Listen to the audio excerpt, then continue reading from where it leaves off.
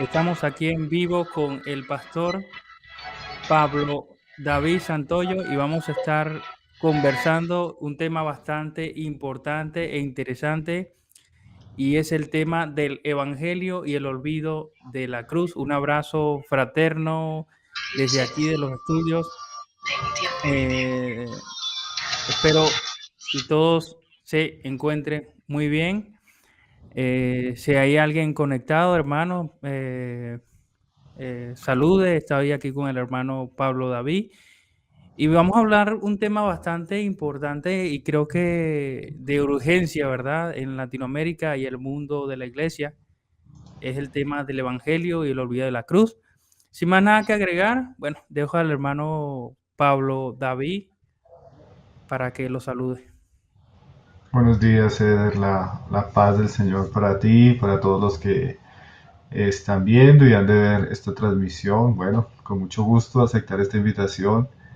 Eh, claro, como tú decías, un tema tan importante como es el Evangelio y el mensaje de la cruz, un tema crucial para nosotros como cristianos y de mucha relevancia. Entonces, contento por estar aquí, pidiendo también la ayuda del Señor, que nos ayude en todo lo que vamos a conversar. Amén, amén.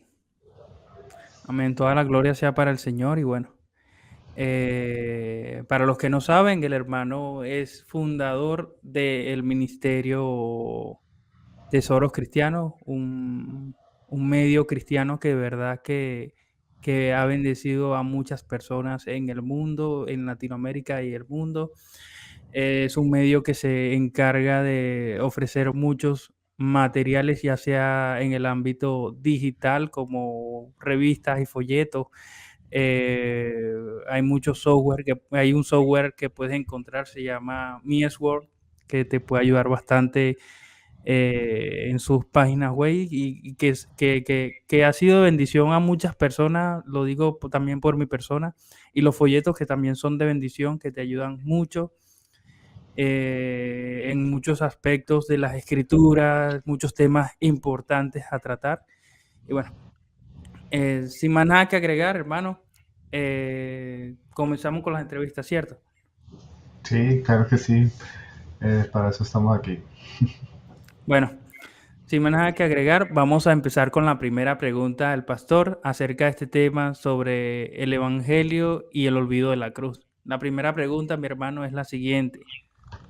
¿Cuándo crees tú que empezó a ser olvidada la cruz en el cristianismo histórico?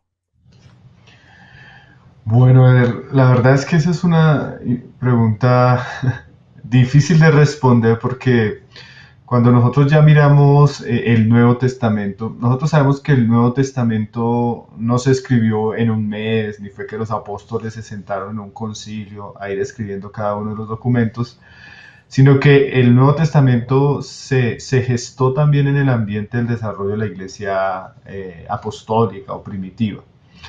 Y es interesante que ya el Nuevo Testamento nos da advertencias de que la iglesia estaba abandonando el mensaje del Evangelio, el mensaje de la cruz. Por ejemplo, la epístola a los Gálatas, te voy a leer ahí Gálatas 1:6. Pablo le escribe a los Gálatas, que eran las iglesias del sur de Galacia que él fundó en su primer viaje misionero, unos pocos años después de haberlas fundado, que él estaba maravillado de que tan pronto ellos se habían alejado del que los llamó por la gracia de Cristo para seguir un evangelio diferente. O sea que realmente ha sido una guerra desde el comienzo de la iglesia en el asunto de que la iglesia siempre ha tenido la tentación o siempre ha sido seducida a abandonar el mensaje de la cruz. Ya aquellas iglesias de Galacia que Pablo había fundado, que Pablo mismo había predicado a Jesucristo crucificado, esas iglesias que habían experimentado el poder del Evangelio, ya a los pocos años ya estaban dejando el Evangelio en su pureza, en su originalidad, por seguir un Evangelio diferente. Eso ya estaba sucediendo en los días de los apóstoles. Aún nosotros podemos ver que las últimas cartas o escritos del Nuevo Testamento son esencialmente un retorno a la esencia del Evangelio, que es Cristo y su obra. Por ejemplo, las epístolas de Juan, el mismo Evangelio de Juan, que se escribe casi por el año 95 del primer siglo, son escritos muy esenciales porque la iglesia comenzó a tomar un camino de desvío, de distanciamiento de la palabra que había recibido de parte de los apóstoles.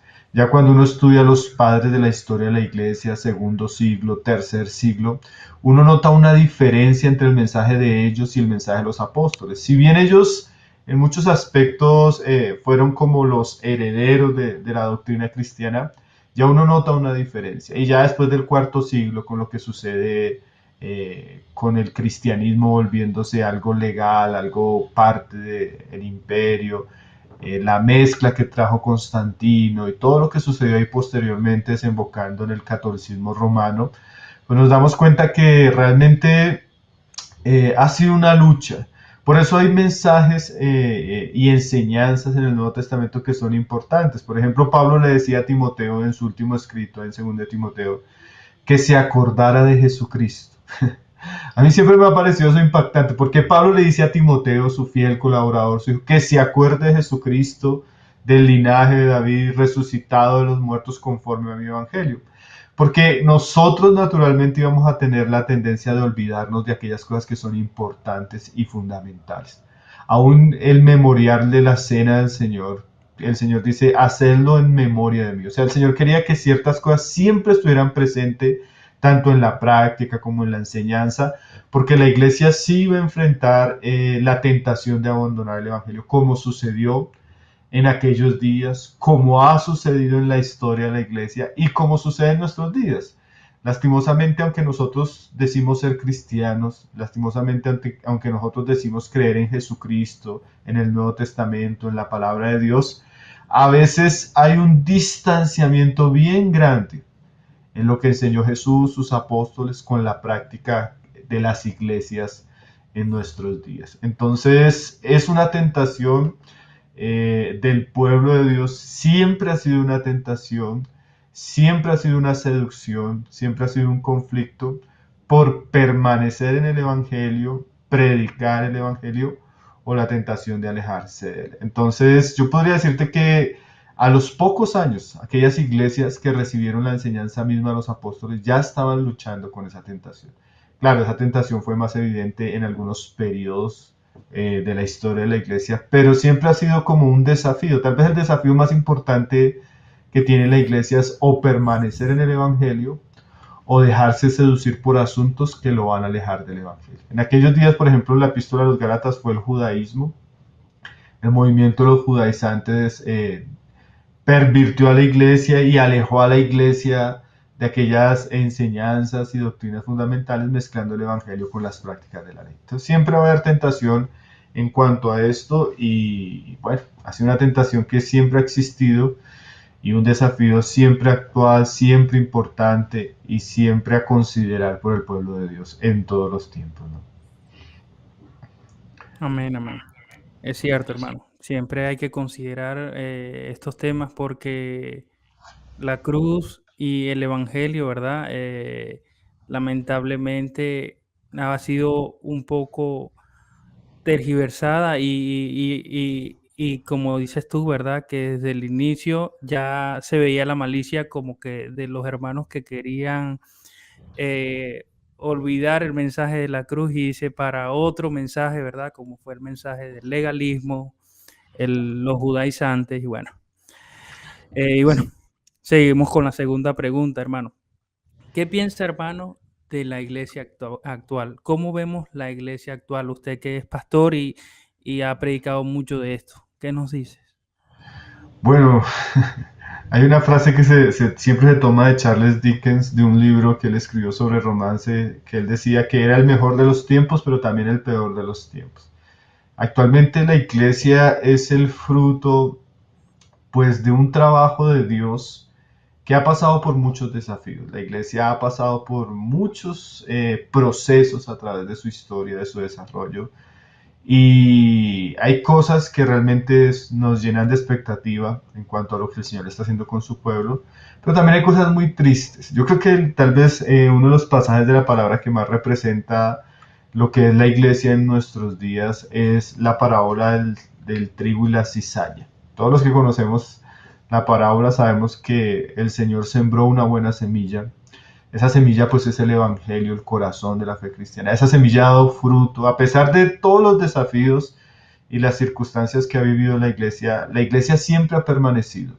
La iglesia de Jesucristo siempre ha avanzado, siempre ha prevalecido sobre los tiempos aún más difíciles. Yo creo que cuando uno mira la iglesia ha vivido tiempos muchísimo peores que los que estamos viviendo actualmente. Y aún así el Señor avanzó, aún así su testimonio creció y aún así su testimonio prevaleció. Pero también no podemos ignorar, Eder, que en ese proceso el diablo también ha sembrado una semilla, ¿no?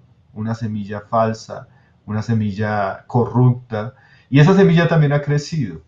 Entonces, en medio de la gran siembra del pueblo de Dios, o el gran sembrado de Dios, encontramos cosas legítimas, cosas buenas, cosas que son de Dios, cosas que están avanzando, cosas que son fruto del sacrificio de Cristo, el fruto del Evangelio, pero también cosas que el enemigo ha sembrado. ¿Sí? Entonces está el trigo y está la cizaña, y a veces están tan juntos que es difícil hacer a nivel general una diferencia total en medio del pueblo de Dios. Entonces nosotros podríamos decir que pues la iglesia del Señor, como Él lo prometió, Él la está edificando, ya está avanzando. Tal vez esa iglesia no es tan visible como nosotros esperamos. Tal vez esa iglesia no tiene tanta fama en nuestros días. Tal vez esa iglesia no es tan rica. ¿Sí? Pero por otro lado encontramos un cristianismo muy poderoso, muy fuerte, muy visible, con grandes lugares, con predicadores muy famosos. Pero cuando uno lo examina a la luz de la palabra parece más cizaña que trigo. Entonces tenemos esas dos realidades, la iglesia de Cristo, la amada, pero también tenemos un cristianismo falso, nominal, lleno de cosas contrarias a la doctrina de Cristo, lleno de prácticas contrarias a las prácticas bíblicas, llenos de líderes contrarios a los hombres de Dios, llenos de enseñanzas contrarias a las escrituras. Entonces, en nuestros días, cuán necesario e importante es volver a la doctrina bíblica acerca de la iglesia para poder discernir el cristianismo actual.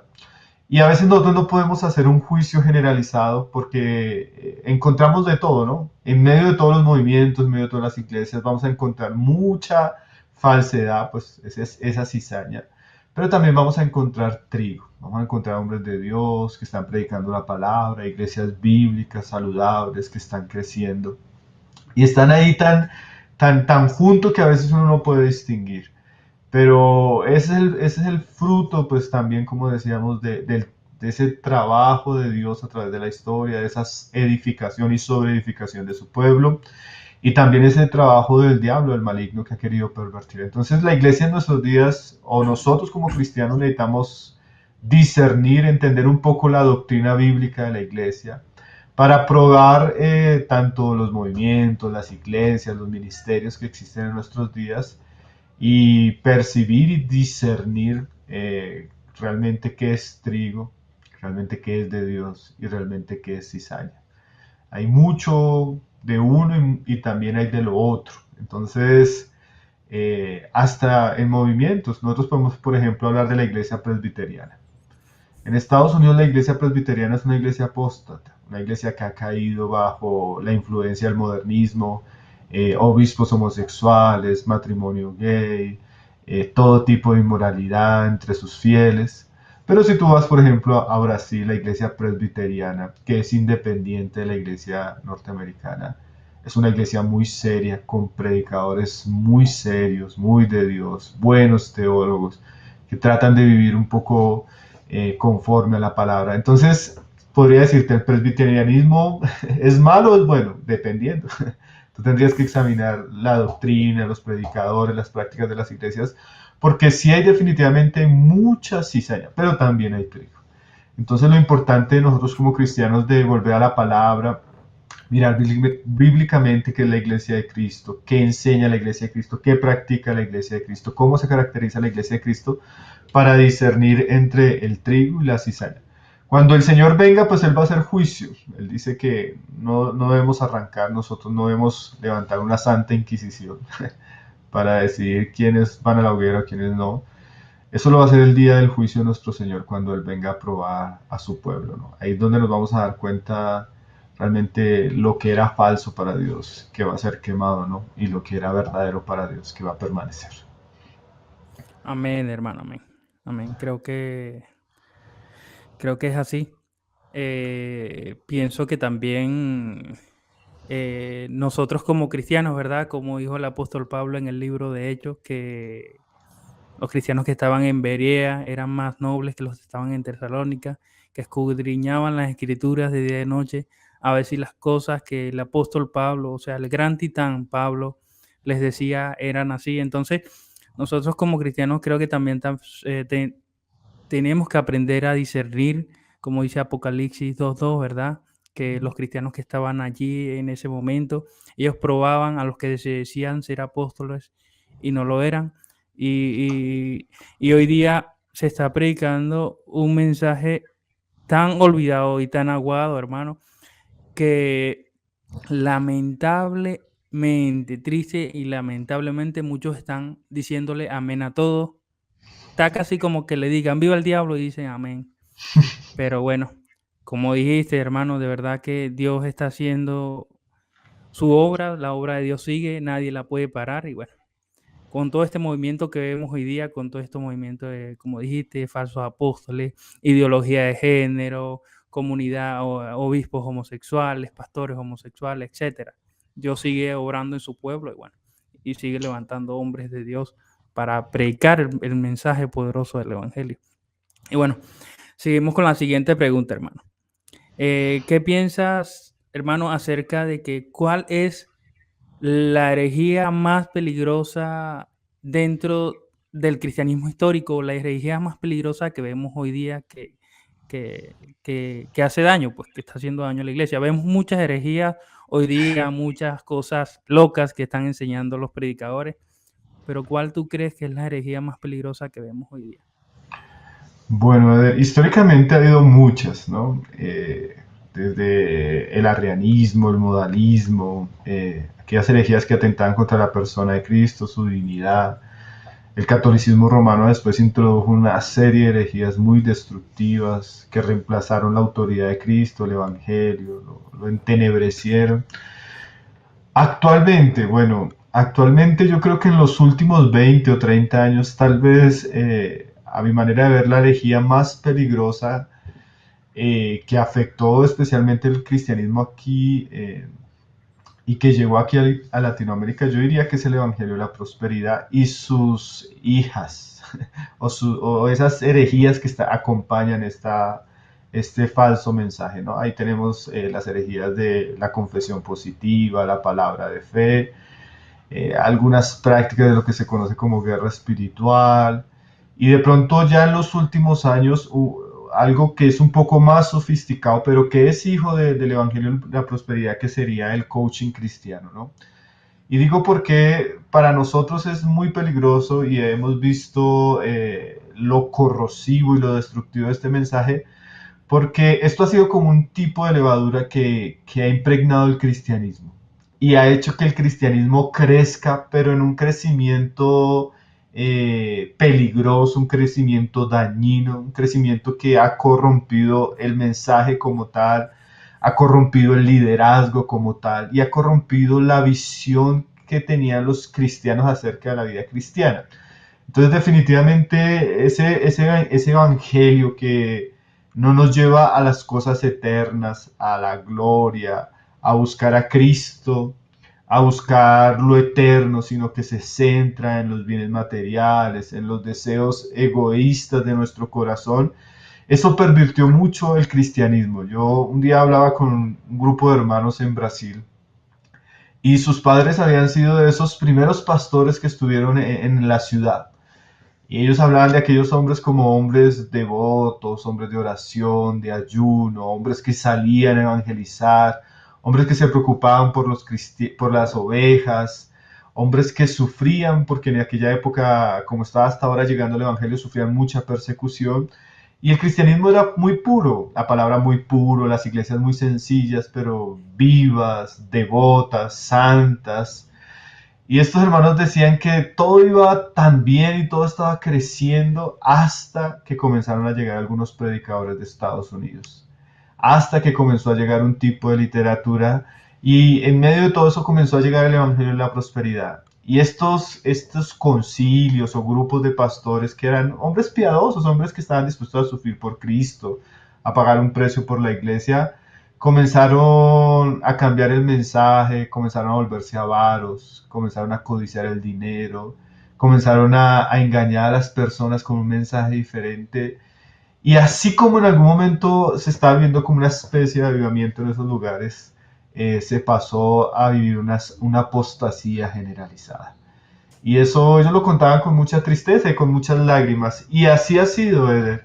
Lastimosamente, cuando hablábamos ahorita de la cizaña, ese cristianismo grande, pomposo, ese cristianismo donde los pastores están haciendo ricos, ese cristianismo de edificios ostentosos, ese cristianismo donde hay canales de televisión, radio, muchas de esas cosas que parecen buenas están pervertidas con este mensaje y con la serie de herejías que acompañan este mensaje.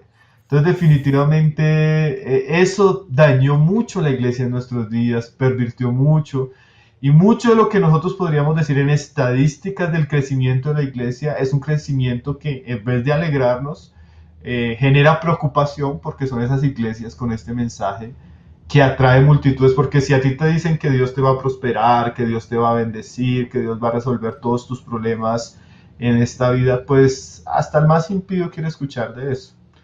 Lo que pasa es que ese mensaje, al prometer tantas cosas, también silencia aspectos fundamentales de la fe.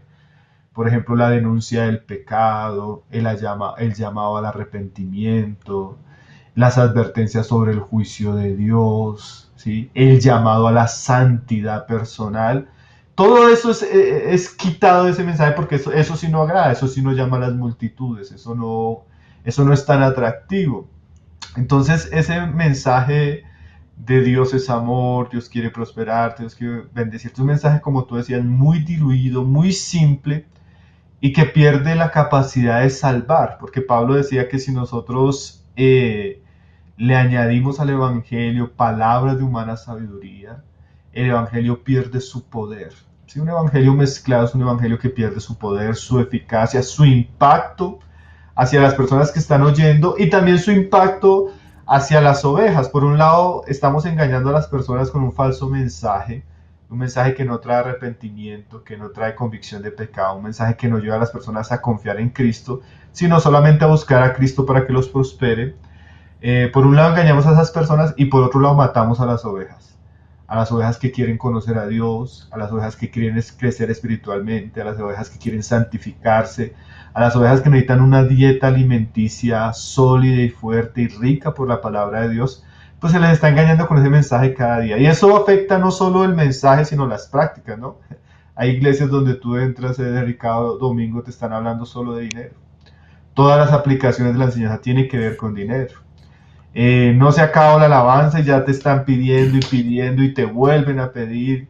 Hay iglesias que comenzaron a girar en torno a eso y eso dañó el mensaje. Entonces, por un lado matamos las iglesias dentro porque no las estamos alimentando, a las que son ovejas verdaderamente. Por otro lado nos llenamos de falsas ovejas, o sea, de cabras, porque son personas que no han escuchado el Evangelio, entonces no han tenido un arrepentimiento genuino ni una fe verdadera en Cristo. Y además generamos un escándalo para el mundo, porque la gente en el mundo no es idiota. La gente sabe cuando un predicador está predicando solo por dinero, solo por codicia. Entonces ya la gente no quiere ir a las iglesias, ya la gente no quiere saber de Cristo, porque lo único que piensan es que les vamos a pedir dinero. Entonces definitivamente ese evangelio ha causado muchísimo mal en nuestros días. Gracias a Dios los últimos años las redes sociales, el internet y ciertos hermanos han comenzado a denunciar estas prácticas y eso se ha visto expuesto, ya es muy conocido el peligro de este evangelio. Ahora tenemos como unas formas más sofisticadas, ¿no? El coaching cristiano yo creo que es una forma más sofisticada del evangelio de la prosperidad, más sutil, pero que tiene en sí los mismos ingredientes perjudiciales, ¿no? La exaltación del hombre, la motivación el éxito en este mundo y también el silenciar verdades importantes que la palabra enseña. Entonces, a mi manera de ver, claro, hay muchísimas más herejías, hay muchísimas más cosas que nosotros debemos estar apercibidos, pero este asunto tal vez fue uno de los asuntos que más pervirtió el cristianismo en los últimos 30, 40 años en la iglesia. En general y en Latinoamérica, lastimosamente, eso fue lo que llegó inicialmente y lo que más ha prosperado. En efecto, hermano. En efecto es así. Lamentablemente este evangelio de la prosperidad, ¿verdad? Que le ofrecen a los incrédulos una casa, un carro, de hacerte rico. Y lamentablemente, como dijo un predicador, muchos están yendo, lamentablemente muchos están yendo al infierno desde una silla porque le hablaron de cómo ser rico, cómo ser prosperado, pero nunca le predicaron el evangelio de la cruz, el arrepentimiento de sus pecados y confesar a Jesús para que cuando muera vaya con él, lamentablemente y Sí, tristemente. sí, Eder, yo he conocido muchas personas que aún actualmente se congregan con nosotros y cuando ellos comienzan a escuchar el Evangelio, la predicación seria de las Escrituras, muchos llegan a la convicción que duraron 15 años, 20 años, tal vez congregándose en un lugar donde nunca les hablaron el Evangelio. Porque ese es el problema. En la medida que este Evangelio falso crece, el verdadero es olvidado. Entonces se enfatiza en cosas que realmente la palabra no enfatiza, que la palabra advierte que son peligros, como el amor al dinero y la codicia y la avaricia y el vivir para las cosas de esta tierra. Bueno, y por otro lado, pues el mensaje que realmente confronta a las personas, el mensaje que trae convicción de pecado, que expone nuestra maldad, es silenciado. Y si yo no soy consciente de mi pecado, yo no soy consciente de la necesidad de arrepentimiento, si yo no soy consciente de mi condenación, pues tampoco voy a valorar el mensaje de Cristo, la salvación, el regalo de Dios, la gracia. Entonces sí, lastimosamente la iglesia se llenó de una epidemia de falsos convertidos fruto de un falso evangelio, ¿no?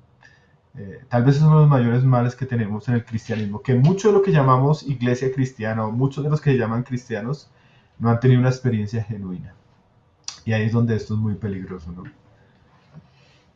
Es así, hermano, es así. Y bueno, seguimos con la siguiente pregunta, hermano. ¿Qué nos dices o qué piensas, cuáles fueron los beneficios de la reforma protestante del siglo XVI? Bueno, Eder, en la reforma protestante tal vez después de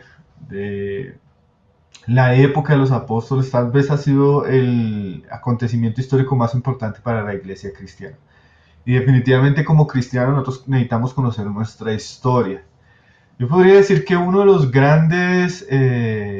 aspectos importantes de la reforma protestante fue primero que todo la libertad religiosa.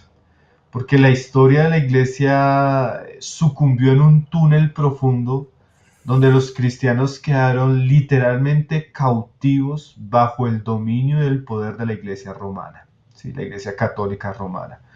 Y era una iglesia que llena de confusión, llena de idolatría, llena de prácticas aberrantes, antibíblicas, oprimía, esclavizaba y abusaba de la fe de los fieles. Entonces, por ejemplo, J.C. Wright decía que no era una exageración decir que antes de la Reforma el cristianismo se hallaba bajo una nube de superstición, ignorancia, clericalismo e inmoralidad. Él decía que si Pablo hubiera resucitado en esos días, difícilmente lo hubiera llamado cristianismo al catolicismo romano. Entonces, el pueblo de Dios se encontraba en una época de profunda oscuridad, de esclavitud, de abuso de los clérigos, de mucha superstición, adoración a los santos, adoración a las reliquias. La salvación se compraba por indulgencias, por peregrinajes. El Papa salvaba y condenaba a los que querían. Entonces era una época que para nosotros tal vez en nuestros días es difícil de entender, Eder, la profundidad del cautiverio espiritual que se encontraba en general el pueblo de Dios en aquellos días. Entonces, una de las cosas importantes que hizo la Reforma, sin proponérselo, porque cuando tú comienzas a mirar a Lutero, a Calvino o a los pre-reformadores, ninguno de ellos de alguna manera quería salir del catolicismo romano. Ellos querían hacer una reforma interna, aquellas cosas que veía que la iglesia estaba en error. Pero al comenzar ellos a enseñar la verdad, a comenzar ellos a defender la escritura, eso inevitablemente causó que ellos fueran expulsados, censurados y perseguidos por el catolicismo romano. Y ellos, sin darse cuenta, abrieron una puerta. Abrieron la puerta de la libertad. Salir de esa esclavitud babilónica, de esa esclavitud católica, a encontrar la libertad en Cristo, en las Sagradas Escrituras y en el retorno a la fe bíblica que predicaron los apóstoles. Entonces, yo diría que primeramente el fruto de la reforma fue darle libertad en el aspecto espiritual religioso al hombre, y que eso llegó a todos los aspectos de la vida del ser del hombre. Por eso hay un antes y un después de la reforma en todos los aspectos de la vida humana. De allí en adelante todo, la cultura, la educación, la ciencia, todo tuvo una curva de crecimiento porque los hombres tuvieron libertad, ya no estaban bajo ese yugo que imponía el catolicismo romano. Lo segundo importante, pues, de la reforma protestante es la recuperación del evangelio y la doctrina de la justificación, ¿no? Tal vez esa fue la doctrina inicial que por lo menos Lutero enseñó en sus tesis en contra, pues, de la venta de indulgencias católicas, y esto trajo de nuevo al corazón del oyente el evangelio de gracia, el evangelio por fe, el evangelio por Cristo, ya no por obras, ya no por sacramentos, ya no por indulgencias, ya no por el respaldo del Papa, sino que ahora los hombres volvieron a escuchar ese evangelio en su mensaje original. Dios salva a los hombres por Cristo, Dios salva a los hombres por gracia, Dios salva a los hombres por medio de la fe. Entonces, ese evangelio que se había ocultado en medio de ese mundo de superstición, de idolatría, volvió a salir a la luz, ¿sí? La predicación del evangelio, pues, tal vez fue el punto inicial de la reforma, de la división entre los católicos y los llamados ahora protestantes. Entonces, ese sería tal vez el punto inicial y importante que trajo libertad de allí en adelante. Y lo tercero que diría de la reforma protestante, Eder, sería la recuperación de la palabra de Dios. Una de las cosas que hicieron los reformadores, los pre y los reformadores, fue volver al pueblo de Dios la palabra. Comenzaron a traducir y a dar versiones que la gente podía leer en su idioma natal. Y eso hizo que la palabra tomara el lugar que ella debía tener. Lutero decía que cuando a él lo acusaban de todo lo que estaba sucediendo, él decía que él no hizo nada. Simplemente él sacó a la luz la palabra y la palabra lo hizo todo. Como decía Spurgeon, la palabra es como un león que solo había que sacarlo de la jaula y él mismo iba a hacer su trabajo. Y así fue. La reforma protestante volvió a traer al pueblo de Dios la palabra, la suficiencia, la supremacía y la autoridad de la palabra de Dios. La palabra de Dios volvió a ser la norma de fe y de conducta para el cristiano. Y ahora de allí en adelante los cristianos entendieron que todo debía estar bajo la autoridad de la palabra. Ya ellos se levantaron contra la autoridad papal, se levantaron contra la tradición eclesiástica, contra las decisiones de los concilios, contra los decretos de los papas.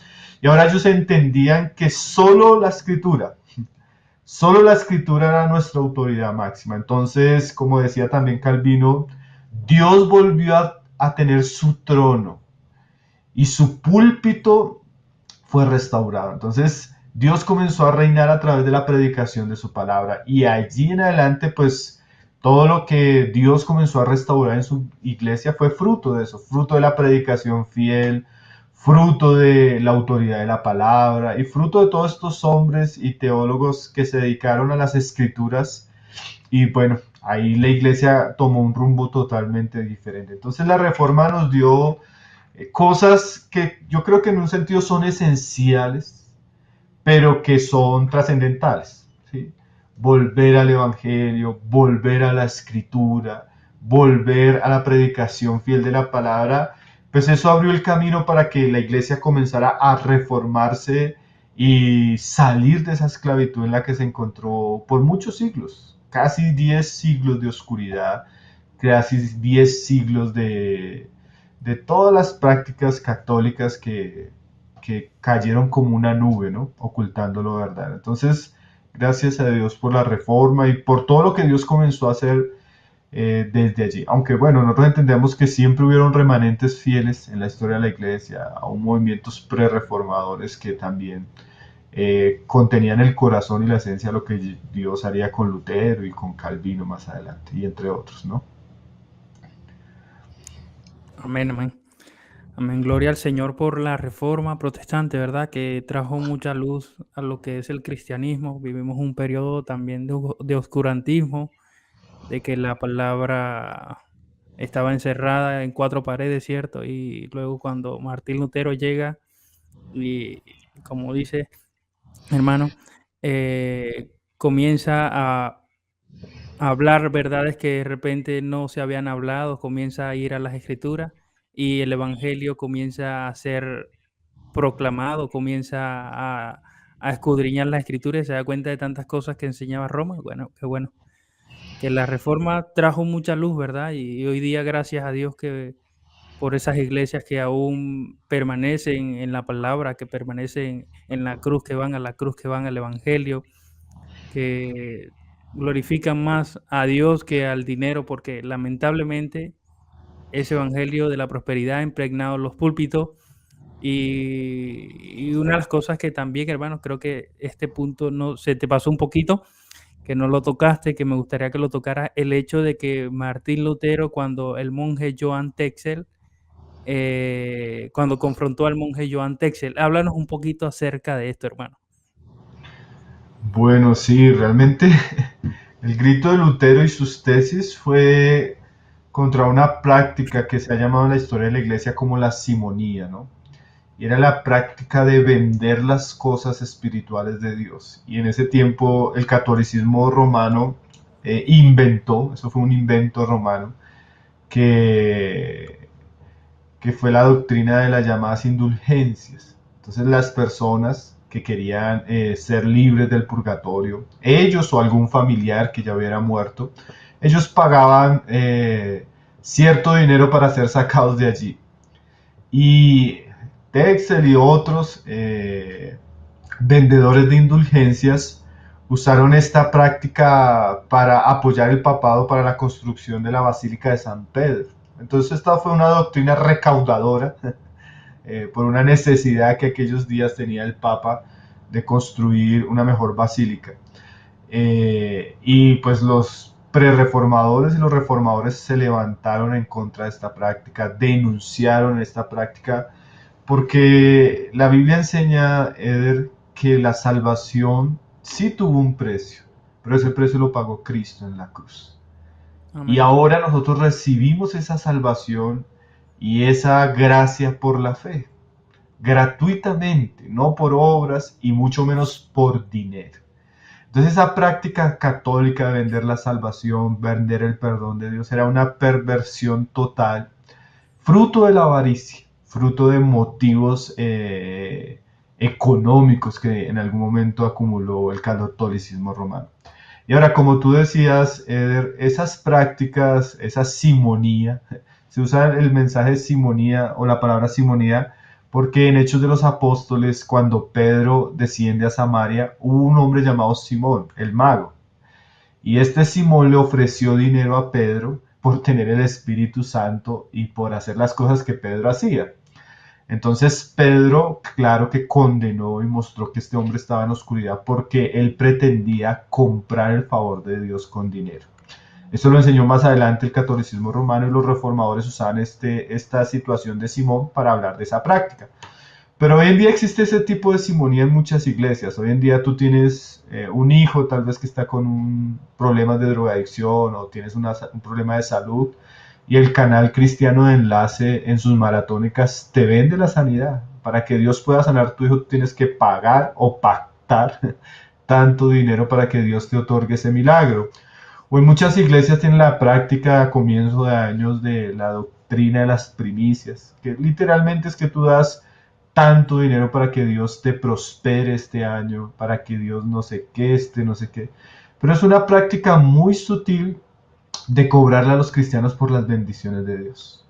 Si nosotros tuviéramos el poder para sanar a una persona, no deberíamos hacerlo por dinero, ¿no? Nosotros deberíamos orar, porque va a haber muchas personas que por dinero no van a tener para pactar por un hijo o por una enfermedad.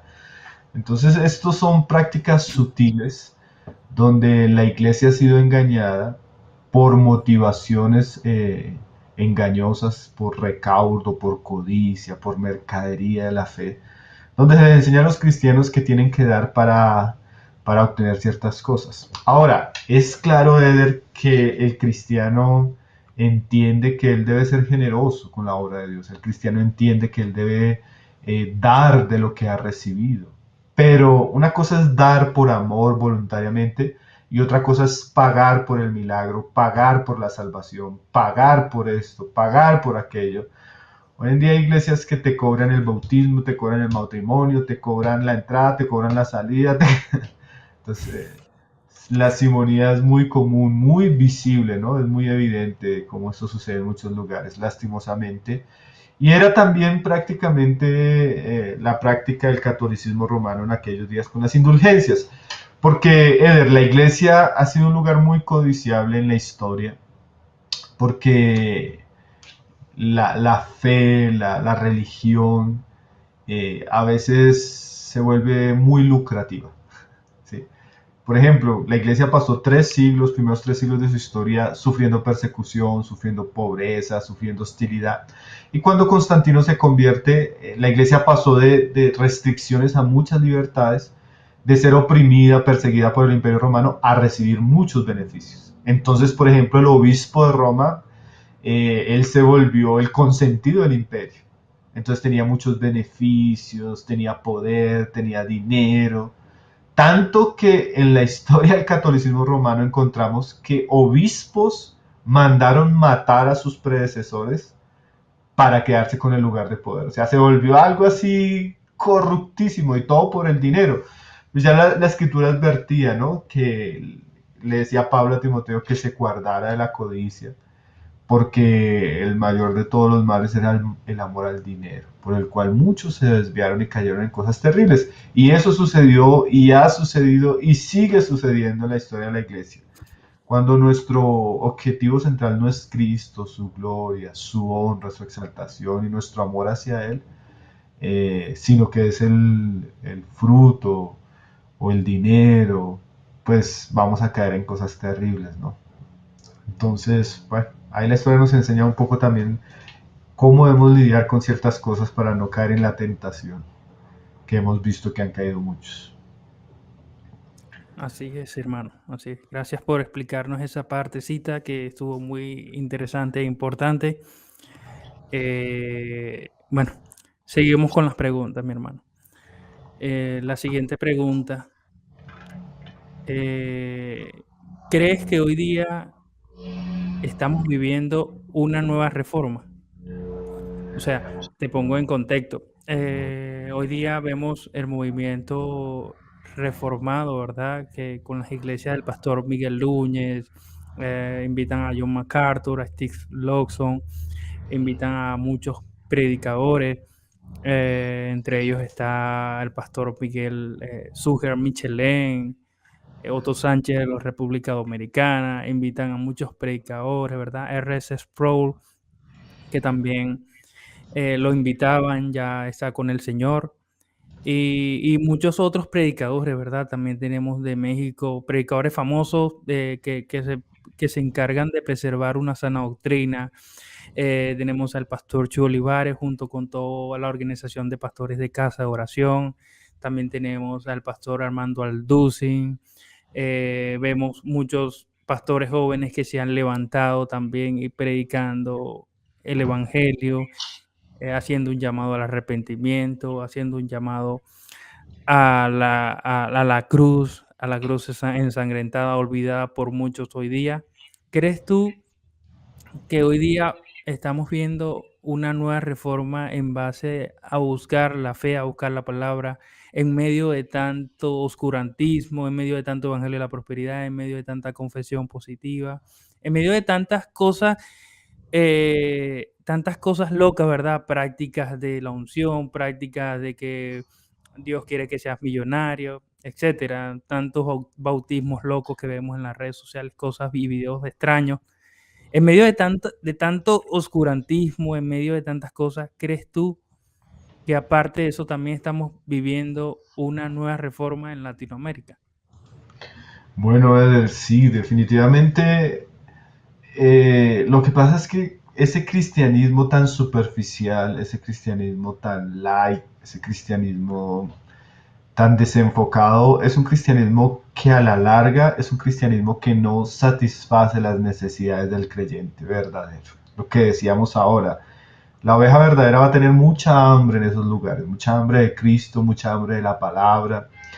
Y eso ha hecho que las iglesias busquen volver tal vez a aquellas cosas del pasado que Dios usó.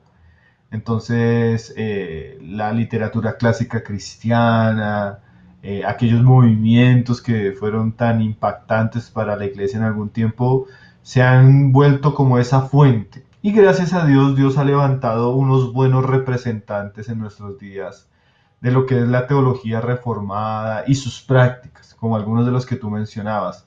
Hermanos que han sido muy influyentes y gracias a Dios por ellos. Por ejemplo, el ministerio de John MacArthur, el ministerio de Sproul y de allí en adelante todos aquellos hermanos que están ligados a estos hermanos, son hermanos que tienen aquellas bases que la reforma dio, ¿no? Una predicación muy bíblica, la autoridad y supremacía de las escrituras, el evangelio. Entonces, en muchos aspectos, Dios en su misericordia en nuestra generación ha hecho que ese trigo, podríamos decir, sea conocido, ese trigo sea evidente y ese trigo comience a tener influencia e impacto en muchos lugares, como lo que tú decías, la iglesia en República Dominicana, la iglesia en México, la iglesia en Brasil, algunas iglesias aquí en Colombia y en muchos lugares está viendo sí como un reavivamiento en la teología reformada, un reavivamiento en aquellas grandes verdades que se han venido descuidando. Tenemos ministerios de hermanos muy influyentes, entre esos yo creo que gracias a Dios por Miguel Núñez, por Sugel, por Otto, por Paul Watcher, por estos hermanos también de España que también son serios, Carballosa, Samuel Pérez Millos, bueno, Juan Manuel Vaz, y podrían nombrarte muchos más hermanos que gracias también a los medios de comunicación, al internet, las redes sociales, están siendo muy conocidos, muy escuchados, muy seguidos. También hay otros hermanos un poco ya un poco más centrados, no tan reformados como los que tú mencionas, Chuy, Aldusi, bueno, hartos hermanos que Dios está usando y está haciendo muy conocidos y tienen sí un evangelio, una palabra más clara, más bíblica, más sana. Y bueno, eso es realmente algo que está impactando, por ejemplo, las nuevas generaciones. Ya por lo menos Cash Luna, Guillermo Maldonado, Benny Hill no son tan apreciados por las nuevas generaciones de cristianos, ni ya como que no Amén, somos tan amén. ingenuos ante creer, al creer a tantos apóstoles, a tantos profetas, que en últimas hacen parte de ese circo apóstata evangélico que se ha apartado de las escrituras. Y gracias a Dios, pues por estos hermanos, gracias a Dios, ellos están escribiendo mucho libro, haciendo mucha conferencia, están siendo muy insistentes en la radio, en el internet, y eso está trayendo un cambio en la iglesia. Uno ve definitivamente que hay muchos cristianos, los que son buscadores sinceros, están llegando a estas fuentes, a estos libros, a estos predicadores, y eso está cambiando mucho la manera de ver de muchos en muchos lugares. Entonces, ahí es donde volvemos a ver que no podemos como desfallecer ni tampoco ser pesimistas en que todo está mal. Dios sigue edificando su iglesia. Jesús dijo, yo voy a edificar mi iglesia y las puertas de la no van a prevalecer. Entonces, en medio de ese cristianismo lleno de tanta farándula, de tantos excesos, de tantos escándalos, a la par hay hombres fieles, hay hombres de la palabra, hay hombres que Dios usa. Y no solo eso, yo podría nombrarte, por ejemplo, el movimiento de los hermanos libres, con todos sus grandes predicadores, lo que fue John Nelson Darby, Mackintosh, Pember, de allí en adelante, bueno, los hermanos que te nombraba, Carballosa, Samuel Pérez Millos y otros hermanos que Dios ha usado, hermano. Conozco muchos predicadores brasileños, chilenos, aún colombianos que Dios está levantando. Tal vez no son tan conocidos, no son tan famosos como estos otros, pero lo que sí sabemos es que Dios está levantando a su iglesia, Dios está restaurando las cosas que se han quemado con el tiempo, Dios está levantando los muros de la verdad de su palabra. Y eso es importante saberlo. La iglesia va a ser mucho de lo que son sus predicadores y mucho de la doctrina que ella recibe. Tal vez esa es la clave entre una iglesia falsa y una iglesia verdadera, la doctrina, la enseñanza, la predicación que hay en ella.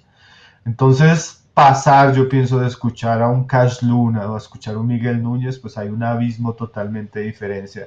Pasar de escuchar a un Guillermo Maldonado, a escuchar a un Subel Michelin, es tremendo, ¿no? Pasar de escuchar a, no sé, aquí ya más, por ejemplo, aquí en Colombia, pasar de escuchar a un, no diría nombres de aquí a Colombia para no tocar sensibilidades, pero pasar de escuchar a estos falsos apóstoles, estos falsos maestros, a escuchar hombres de la palabra, tú vas a encontrar una diferencia tremenda, ¿no?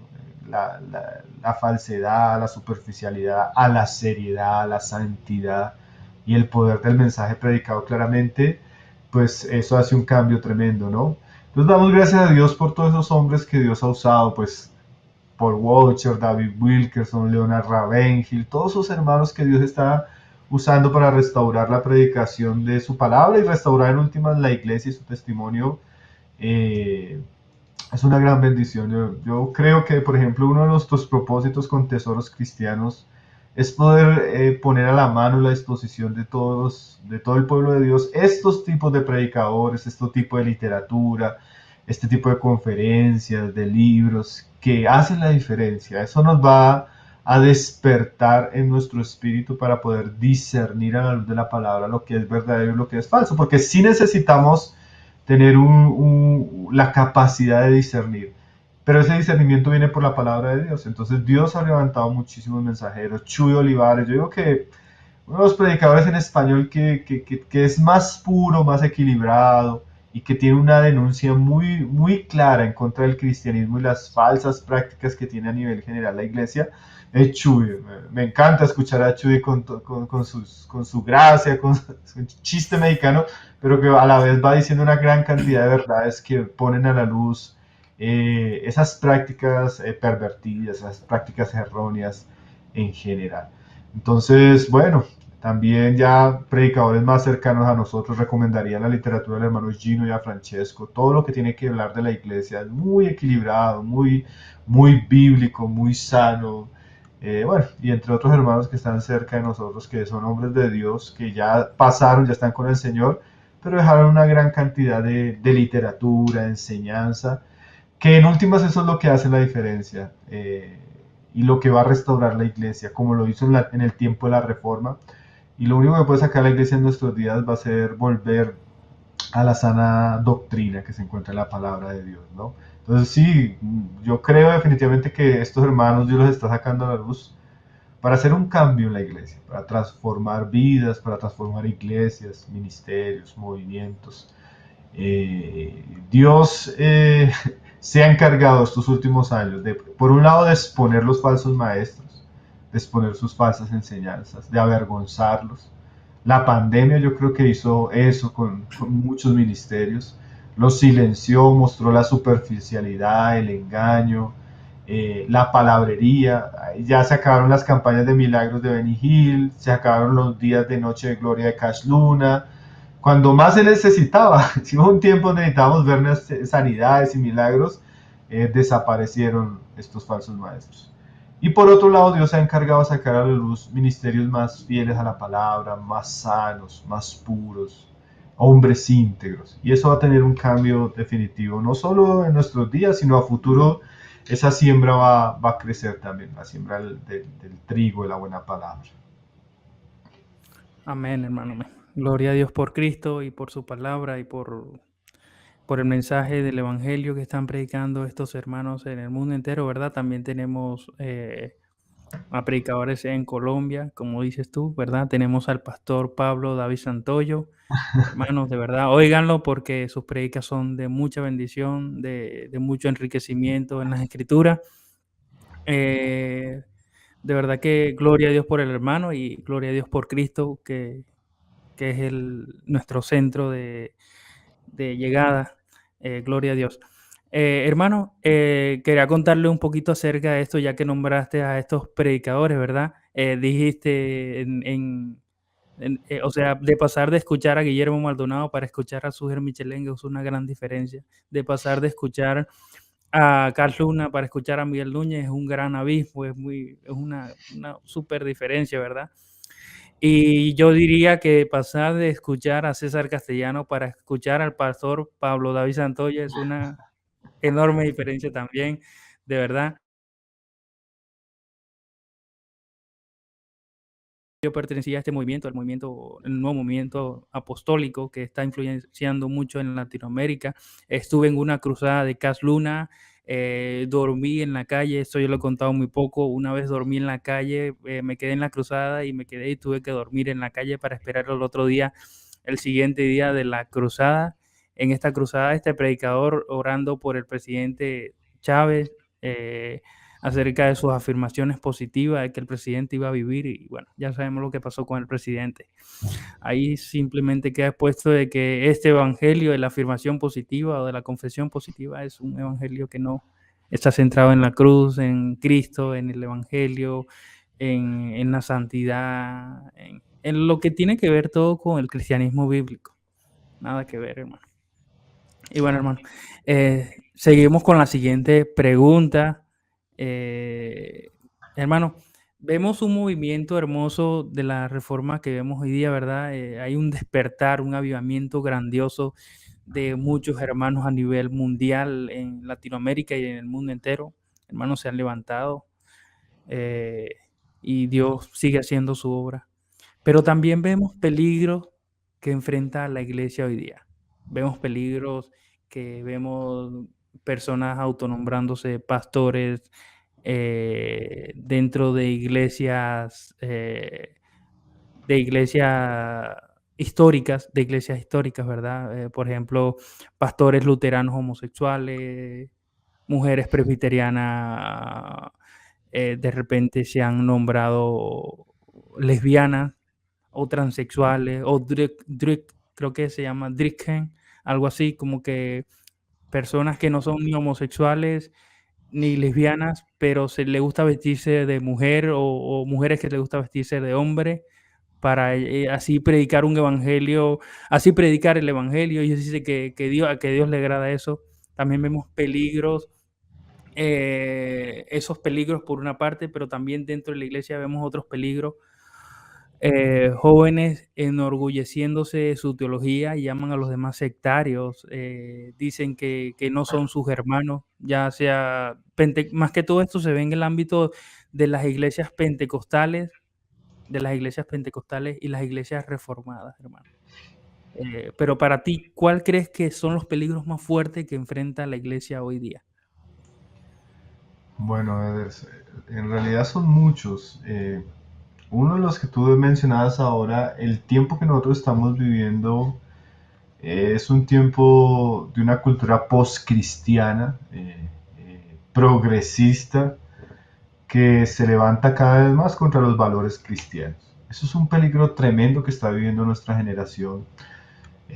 Para una cultura hace 30 años el matrimonio era algo sagrado entre hombre y mujer, el aborto era asesinato, la homosexualidad era condenada.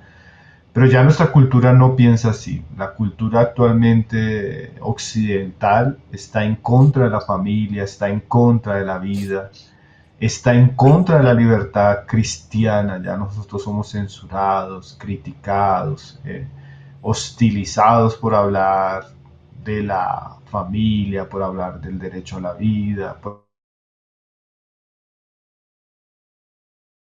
disciplinar a nuestros hijos, por querer vivir vidas como la palabra enseña. Entonces, ese es un desafío. Nuestra generación hoy más que nunca necesita no solo volver al Evangelio, sino necesita tener una cosmovisión cristiana fuerte, sólida, que pueda enfrentar el ataque agresivo contra todo lo que Dios ha creado. El ataque agresivo contra la familia, el ataque agresivo contra la iglesia, contra la santidad. Entonces nosotros necesitamos, además pues, de volver al Evangelio, volver a la palabra de Dios, llevar esa palabra de Dios a todos los aspectos de la vida cristiana. Necesitamos ser más influyentes en el área de la familia, el área de la educación, el área de las leyes de nuestras naciones, porque cada vez nos estamos encontrando con un mundo más hostil, más vehemente, más en su locura, en su perversión, aprobando leyes terribles, practicando cosas aborrecibles, y eso se está volviendo normal. Como tú decías, a tal punto que eso ya está llegando a la iglesia, la teología gay, la homosexualidad en el clérigo, en los obispos o en los ministros, iglesias abiertamente permitiendo la homosexualidad practicada entre sus miembros. Bueno, todo eso es es parte como de esas prácticas aberrantes de nuestra generación, de nuestros días, y eso va a llegar a la iglesia directa o indirectamente. Directamente en oposición, pero también indirectamente, que nos vamos a encontrar cada vez más que las personas que estamos evangelizando están teniendo problemas de homosexualidad, vienen esclavas de ciertos pecados, ciertas adicciones, ciertas prácticas que son terribles. Entonces la iglesia necesita abrir los ojos para los tiempos que estamos viviendo y los desafíos actuales en los que nos encontramos.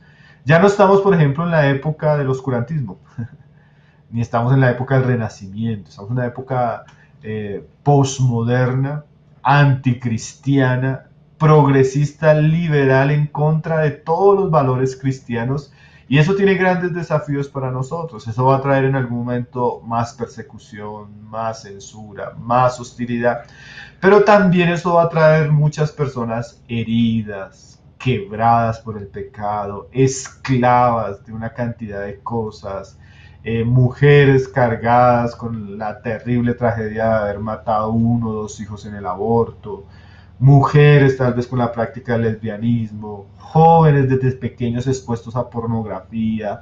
Bueno, eso trae una gran cantidad de desafíos que nosotros como ministros de Dios, que nosotros como iglesia, que nosotros como predicadores de la palabra vamos a tener que enfrentar. Entonces, definitivamente en nuestros días la iglesia tiene que tener discernimiento de los tiempos que estamos viviendo. La iglesia no puede ser ignorante, necesitamos leer, necesitamos saber qué está pasando en el mundo, saber qué está pasando en los gobiernos, necesitamos saber hacia dónde está yendo la cultura, no para dejarnos seducir por eso, ¿no?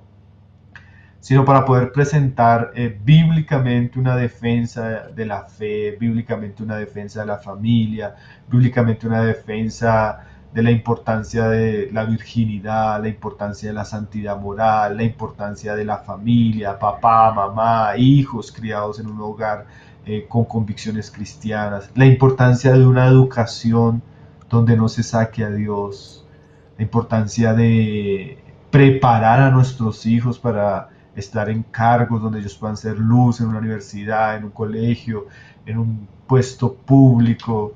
La iglesia necesita ver los tiempos que está viviendo, porque ahí vamos a ver muchas necesidades por un lado y desafíos que hemos de enfrentar, como tal vez no lo han enfrentado otras generaciones. Cada generación tiene sus desafíos, Eder.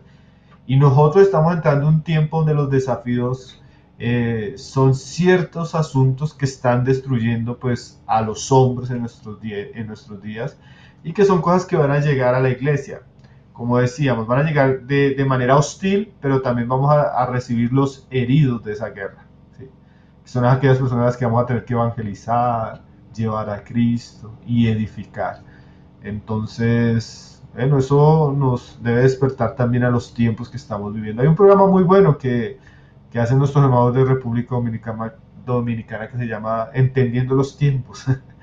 y definitivamente ahí ellos van tratando una gran cantidad de desafíos y de circunstancias que nosotros como cristianos necesitamos enfrentar en estos tiempos, ¿no? Amén, amén. Es así, hermano, es así. Y bueno, seguimos con la siguiente pregunta, mi hermano. ¿Cómo puede enfrentar la iglesia estos movimientos progresistas que nos encontramos hoy día? O sea, dentro y fuera de ella, están estos movimientos y son un peligro fuerte porque ya hasta en las comiquitas, dibujos animados, películas, series de televisión, folletos, todo está hoy día impregnado, Netflix, bueno, tantas cosas están impregnadas de estas cosas que están haciendo daño a la sociedad y no aportan ningún valor, ¿verdad? El lenguaje inclusivo, ideología de género y todas estas cosas aún se han metido dentro de la iglesia. ¿Cómo enfrenta la iglesia de manera efectiva todos estos movimientos? Bueno, volvemos a lo mismo. Yo creo que por un lado la iglesia tiene dos desafíos. Primero que todo, la iglesia no debe conformarse a la realidad que estamos viviendo. Nosotros somos en esencia un pueblo contracultural. John Stott definía así la iglesia. La iglesia va en contra de la cultura del mundo, el pensamiento del mundo, las prácticas del mundo, los deseos del mundo. Lo que el mundo llama bueno, la iglesia debe llamarlo malo. Así como lo que la iglesia llama bueno, el mundo llama malo. Entonces nosotros debemos no conformarnos. Hay cosas que no podemos aceptar, hay cosas que necesitamos denunciar, hay cosas a las que necesitamos oponernos, hay cosas a las que necesitamos llamar pecado aunque el mundo lo llame normal. Y ese no conformarse es un desafío que comienza en la vida personal, diaria, de cada uno de nosotros, un desafío que nos lleva a nosotros también como predicadores a estar advirtiendo a la iglesia, a estar denunciando a través de la enseñanza todo aquello que va en contra de Dios, todo aquello que va en contra de la moral, de las escrituras, todo aquello que va en contra de la santidad. Ahora dice Pablo, no os conforméis a este siglo, sino transformaos por medio de la renovación de vuestro entendimiento. La iglesia necesita renovar su entendimiento por medio de la predicación de la palabra.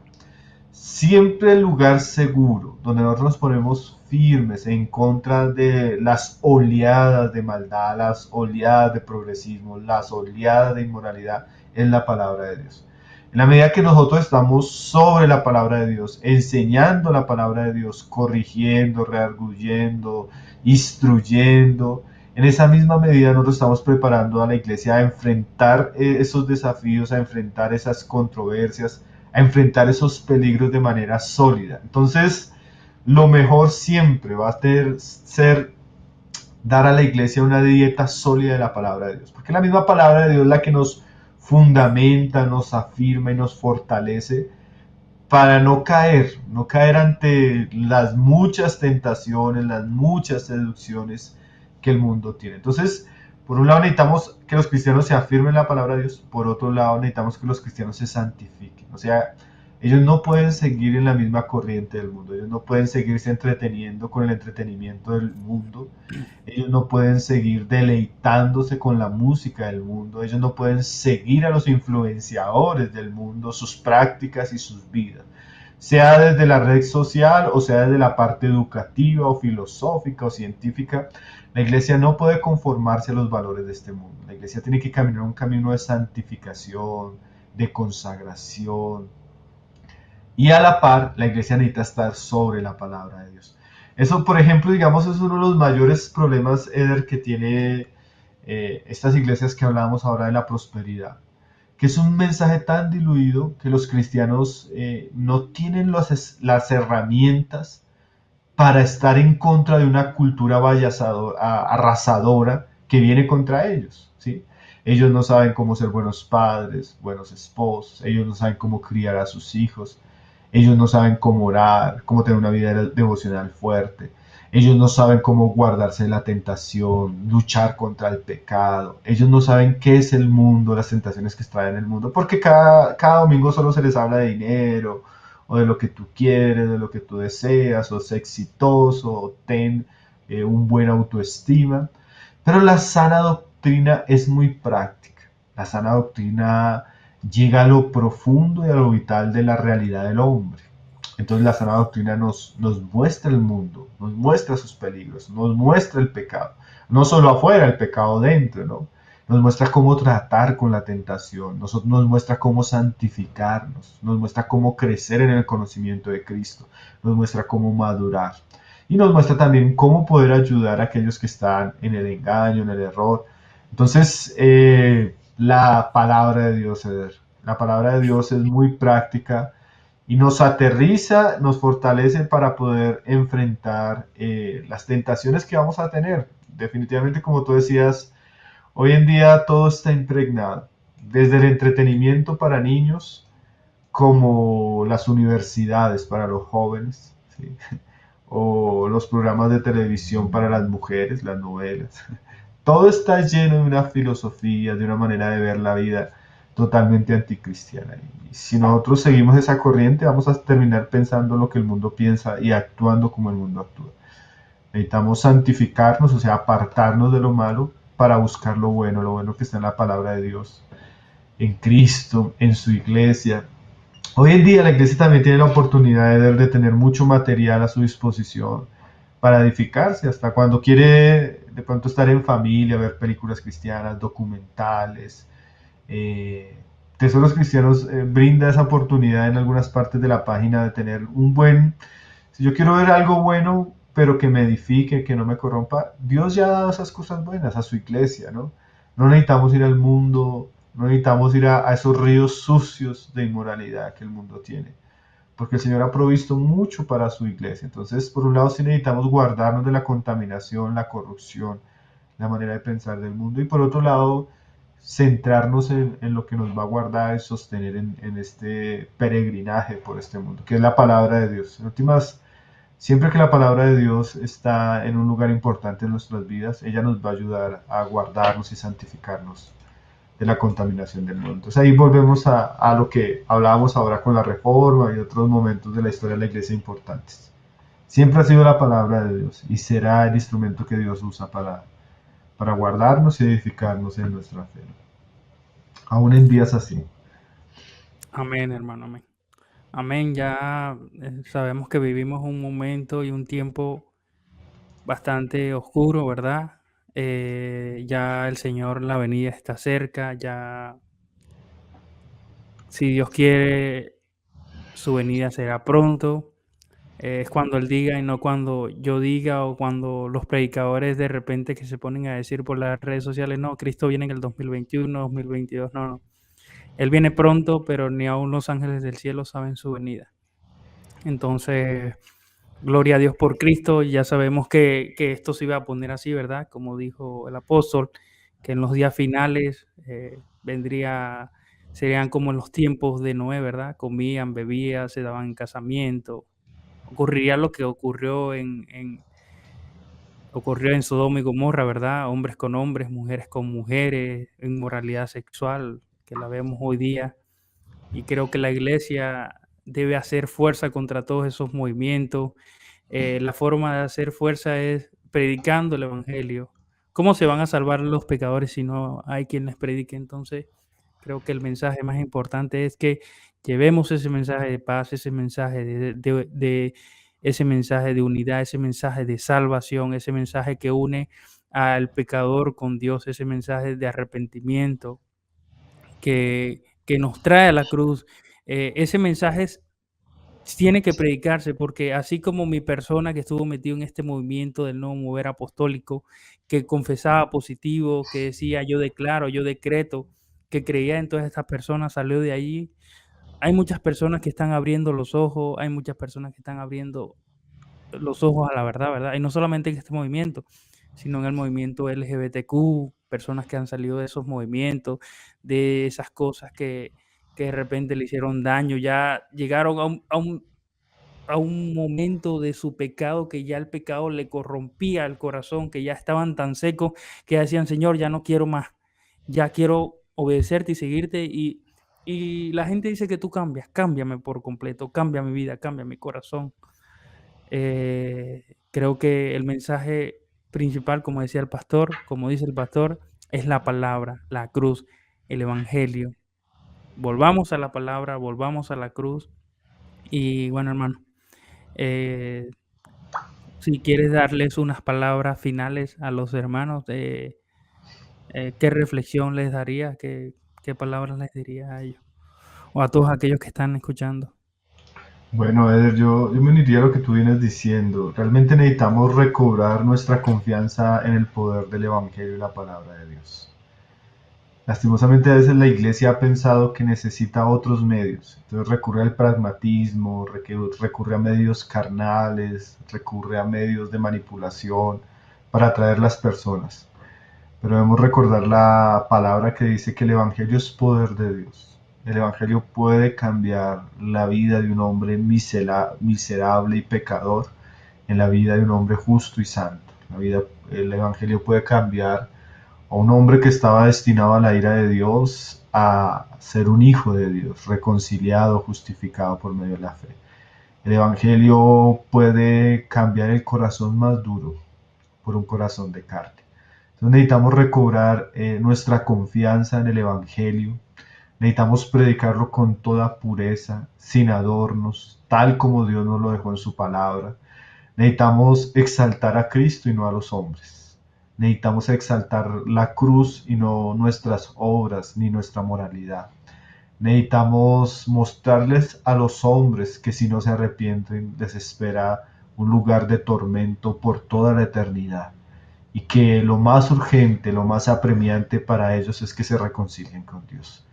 Y en la medida que nosotros insistentemente predicamos ese evangelio, confiamos que Dios irá salvando personas, confiamos que Dios irá añadiendo aquellos hijos suyos a su iglesia, irá haciendo su obra. Entonces, seamos valientes, seamos esforzados, seamos diligentes, seamos fieles, aunque eso nos genere oposición, aunque eso nos genere el desagrado de las personas, pero nosotros somos llamados a agradar a Dios, a predicar el Evangelio y amar a los hombres.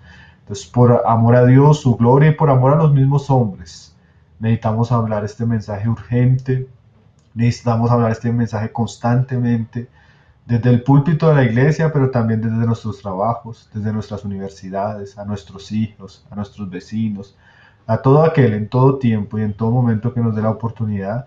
Necesitamos usar este evangelio que, como tú decías, nos salvó, nos transformó y ahorita nos está santificando para algún día estar eternamente con nuestro Dios. Entonces sigamos adelante predicando la palabra, siendo fieles al Señor, que en algún momento comenzaremos a ver el fruto de esa semilla preciosa y sus recompensas eternas. Ese sería un mensaje para despedirme. Muchas gracias, Eder, por la invitación. Muchas gracias a todos los que están viendo y van a ver el programa. Que Dios sea glorificado, que Dios sea exaltado. También recordarles que aquellos que puedan visiten nuestro canal de Tesoros Cristianos, visiten nuestra página web. Hay muchos recursos para leer, para ver, mucha predicación, mucho documental, mucho cortometraje. Bueno, tenemos muchísima variedad en recursos que pueden hacer de enriquecimiento para todos aquellos que están buscando al Señor. Amén, gloria a Dios. Gloria a Dios por todo, hermano. De verdad que gracias por la entrevista. Y bueno, a todos los hermanos, los invito, aquí abajo les voy a dejar el canal de el hermano, ¿verdad? Tesoros Cristianos, también el link de la página web tesoroscristianos. Creo que es .com o .co. Y bueno, ya hasta aquí dejamos esta entrevista. Muchas gracias, hermanos, por compartirnos tus palabras, por hablarnos mucho acerca de la cruz, de estos temas tan importantes hoy día. Gloria a Dios por Cristo. Y bueno, sin más nada que agregar, de aquí nos despedimos con esta palabra, porque la palabra de la cruz es locura a los que se pierden, pero a los que se salvan, esto es a nosotros, es poder de Dios. El Evangelio es poder de Dios para salvar a los que por él se acercan a Dios. Muchas bendiciones, amados hermanos. De aquí nos despedimos.